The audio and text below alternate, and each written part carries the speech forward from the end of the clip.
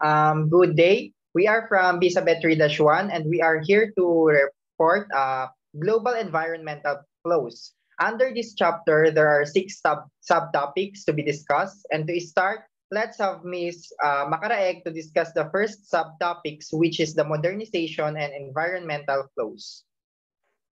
Good day. My name is Zarina Maybe Makaraeg. But first thing first, I am going to define the global environmental flows. Environmental flows describe the quantity, quality, and timing of water flows needed to sustain freshwater ecosystems.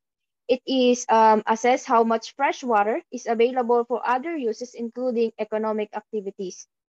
The most pressing global and environmental problem is climate change. The science of climate change, which has clear consensus, shows that greenhouse gases trap sunlight and heat in the Earth's atmosphere, contributing greatly to global warming. This warming causes the melting of land-based and glacial ice with potentially catastrophic effects up catastrophic effects. Apart from the possibility of substantial flooding, global warming threatens ecosystems and freshwater supplies, diminishing biodiversity and human access to water. Next is the factors responsible for the emergence of environment as global issue. First is the multiplication and deepening of environmental problems. For example, is the toxic waste dumping at Love Canal, New York City, and the Chernobyl nuclear fallout. Second is the improvement in scientific research. An increase in scientific research on environmental problems has contributed to much richer and by no means a complete understanding of several environmental problems. Third is the evolution in thinking about relationship between economic activity and the environment. The environment plays an important role in supporting economic activity by providing resources such as water, timber, and minerals that are required as inputs for the production of goods and services. Fourth, and lastly, is the rise of national and international environmental political organizations. Environmentalism has become a dominant political force in many nations. In Western countries, environmental concern has manifested itself in the development of green movements and green political parties to challenge the environmental management policies of established political parties. I'm going to discuss today is the modernization and environmental flows. Modernization is an evolutionary process that moved humankind from agricultural and pre-modern societies into the modern era. Environmentalists viewed economic globalization as leading to more manufacturing, which increased the global environmental problems, and neoliberalists view free trade as central to economic globalization. Today, neoliberals and environmentalists debate the impact of free trade on the environment. Environmentalists argued that environmental issues should be given priority over economic issues. Free trade through Free trade, through its emphasis on the expansion of manufacturing, is associated with environmental damage. For their part, neoliberals see the efforts of the environmentalists as serious impediments to trade. Some seek to integrate these approaches. For instance, ecological economists see globalization as a process that can both protect and enhance the government. And for the next reporter, I'm going to present Miss Amelia Paltep. Thank you, Ms. Makaraeg. And now I'm gonna discuss the differences among nation states. An international team of scientists evaluated 180 nations' environmental performance in 2018 in 24 different categories, such as air pollution, greenhouse gas emissions, sanitation, and agricultural policy. Next, please. The top 10 nations in terms of their environmental performance index were Switzerland, France, Denmark, Malta, Sweden, the United Kingdom, Luxembourg, Austria, Ireland, and Finland. As countries grow their economies, there can be a tension between that growth and their environmental performance. But as ecological economists point out, effective environmental policy can promote economic growth and within environmental constraints. Next, please. As you can see on your monitor, one of the consistent lessons of EPI is that achieving sustainability goals requires the material prosperity to invest in the infrastructure necessary to protect human health and ecosystems, meaning building infrastructure for supplying better sources of drinking water, managing wastewater, and reducing pollution is crucial in a world that is quickly urbanizing. The underlying conflict of sustainable development is that economic expansion too frequently harms the environment, particularly via the unrestrained industrialization and exploitation of natural resources.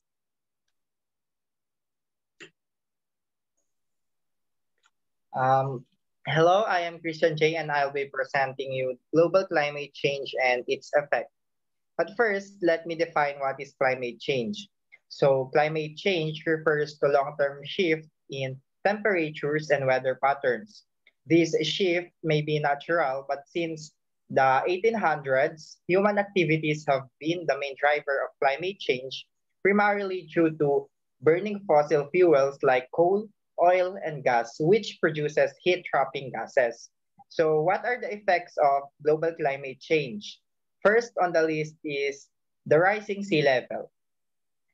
Sea level can rise by two different mechanisms with respect to climate change.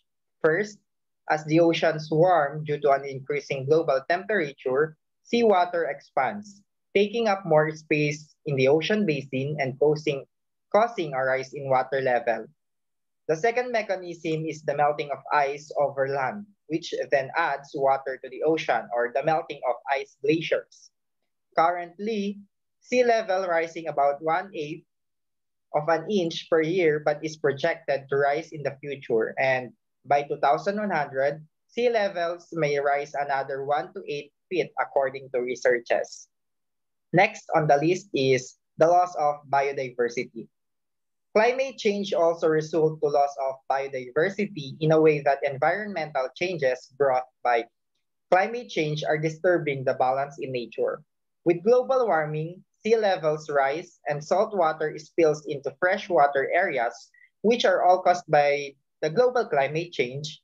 These areas experience desertification, or what we call land degradation, which may lead to destruction of the place itself, including the natural habitats and species living there. Global warming can also cause threats to food security. While climate change affects people and other creatures in different parts of the world differently, everyone everywhere will be affected by changes in farming brought by climate change. Climate change could affect significant variables for food productions. It can bring higher temperatures, salt seepage into groundwater, and increases in flood and drought, which may lead to crop failures and therefore affecting the food supply. This could have this could have disastrous consequences for the food security, and in such events, food prices could rapidly increase, which could economically affect developing countries as well as the nations where majority of the world's poor live. Lastly, global warming and its effect on our health. Global warming is expected to adversely affect health in a number of different ways. Global warming will bring more and more intense heat waves, and excessive heat can be deadly. Due also to global warming caused by climate change, hot temperature increases the ozone concentration, which can damage people's lung tissue and cause complication for asthma patients and those with lung diseases. So for the next topic, let's have Bethel Divine One. Thank you, Steve.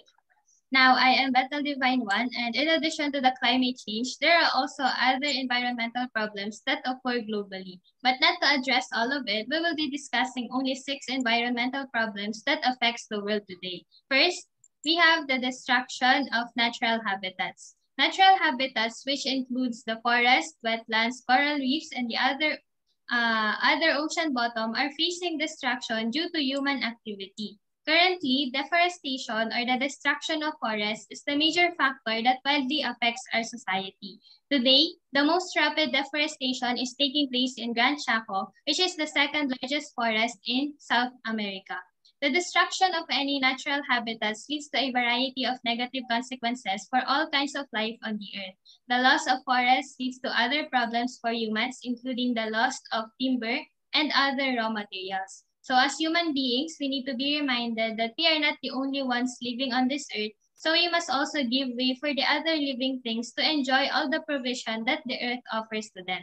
Next, we have the decline of fish.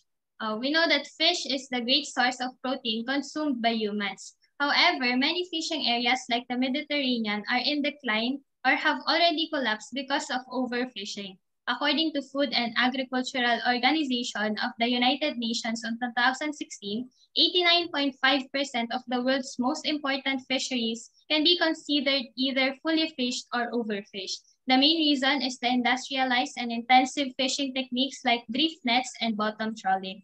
Both of this technology are capable of ensnaring innumerable forms of marine life, including plants and corals, caught in trawling and destroyed. Third, we have the decline of fresh water. Water, which we know that plays a very, very important role on not only on human beings, but entirely in the world, are also facing different issues. Among these are the water pollution, flooding, increasing water scarcity, or the need to choose between drinking water or using it to produce crops for food, and the possibility that the flow of water could slow or stop completely, at least in some locales. While we usually think that water is abundant and readily accessible, according to WHO and UNICEF, the fact is that about 663 million people lack access to safe drinking water and 2.4 billion lack access to adequate sanitation systems. The poorest areas of the globe and the poorest people within those areas experience the disproportionate share of water-related problems. Therefore, if water is easily accessible to our area, we have to conserve it mainly not merely for ourselves, but mainly for our economy. Fourth, we have the paradox of bottled water. Though the sales of bottled water are continually thriving in relatively well-off areas, especially in the global north, where there is plenty of drinkable water, for some places in the world, it commands relatively high prices for both people and the environment. Bottled water is usually too expensive for the poorest people in the world. Moreover, its distribution from distant locales causes negative effects on the environment because of the huge amount of fuel used by planes and ships to transport it. Next, we have the toxic chemicals. Chemicals in the chemical industries, which are often the manufacturer of insecticides, pesticides, and herbicides, releases many toxic chemicals into the air, soil, oceans, lakes, and rivers. Of course, all of these have a variety of immediate and long-term negative effects on humans and other forms of life. Lastly, we have the population growth. As of 2018, the global population is 7.6 billion and the United Nations expects it to reach 9.7 billion by 2050. From an ecological point of view, the greatest problems are produced by those nations with both largest population and highest consumption rates. In terms of the latter, it is not sheer number themselves that matter the most, but rather it is what the population consumes. We know that the more the population grows, the more the consumption rate increases. As this high consumption often leads to destruction and declines. So for the next topic, here is Kristen Neil Mariano to discuss.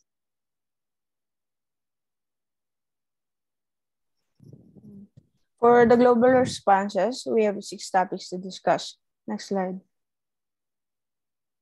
First is sustainable development. Sustainable development is a development that meets the needs of the present without compromising the ability of the future generation to meet their own needs. Example of sustainable development, using recycled materials or renewable resources when building, and building a new community in a previously undeveloped area without destroying the ecosystem or harming the environment. Next slide. Multilateral environment agreement are the agreements between 3 or more states that insist with addressing a specific environmental problem at national, regional, and global levels. Example of MEAs include the pollution of rivers and seas that are part of several countries, such as Mediterranean Sea or the Great Lakes in the United States and Canada, and the air pollution dispersed from one or more countries over several other countries, such as sulfur dioxide, dust from power plants in Europe. Next slide.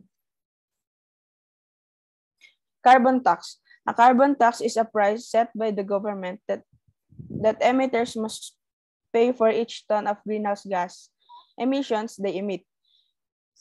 Business and consumers will take steps to reduce emissions, such as switching fuels or adopting new technologies in order to avoid paying the tax.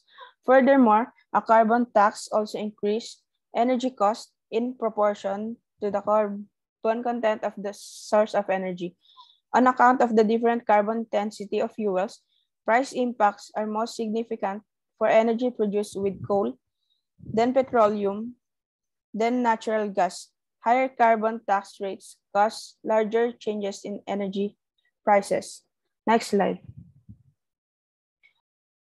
Cap and trade is a system that limits aggregate emission from a group of emitters by setting a cap on maximum emissions. It is characterized as a market-based policy to reduce overall emissions of pollutants and encourage business investment in fossil fuel alternatives and energy efficiency. Next slide. Carbon neutrality means having a balance between emitting carbon and absorbing carbon from the atmosphere in carbon sinks. Removing carbon dioxide from the atmosphere and then storing it is known as carbon sequestration. Next slide. Alternative fuels and power. Alternative fuels includes gaseous fuels such as hydrogen, natural gas, and propane. Alcohols such as ethanol, methanol, and butanol. Vegetable and waste-derived oils, and electricity. Most popular alternative energy sources are wind power, hydroelectricity, solar power, and biofuels, and hydrogen. These fuels all have two things in common: their small environmental impact on the earth and their sustainability as an energy source. Next topic will be discussed by Amelia. Thank you so much, Neil. Now we have collapse. We've seen many collapses that happened in our environment, and we can all agree that it is dangerous.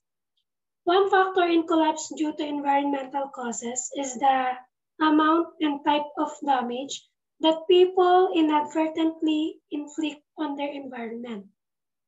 Damage will depend in part on what people do and in part on the degree of fragility or resilience of the environment. Next, please. In this chapter, we can see in this chapter, this paragraph, what is unique about the global era is that, unlike in the past, societies are not likely to collapse in isolation. On the other hand, globalization can be a cause of optimism in the sense that societies will be alerted to dangers in the parts of the world long before they become critical to them. They can therefore act to ward off or reduce the problems and help affected societies avoid collapse. On the other hand, Because of how linked the world is, ecological issues in one region are likely to have an impact on others, or maybe even in the entire planet. Next, please. Now, I wanted to leave you a question. Do you think that the world may someday collapse because of accelerating environmental problems? Significant ecological challenges, such as collapse, cannot be confined to a single location in a global era due to the nature of the issue. In conclusion, the damaging effects of unfavorable global flows on the environment are examined in this chapter. We have discussed the modernization and environmental flows, global climate change, differences among nation states, environmental problems, global responses, and collapse. The current environment issues are primarily the fault of the most industrialized nations. Additionally, these nations are most suited to handle them. It is argued that, unlike in the past, global interconnectedness ensures that damage to nature will no longer be confined to isolated geographical areas. Again, my name is Amelia Paltap. And my name is Zarina Maybe Makaraeg. I am Christian J.A. Lucas. I am Battle Divine 1. I am Christine C. Mariano. Thank you for listening.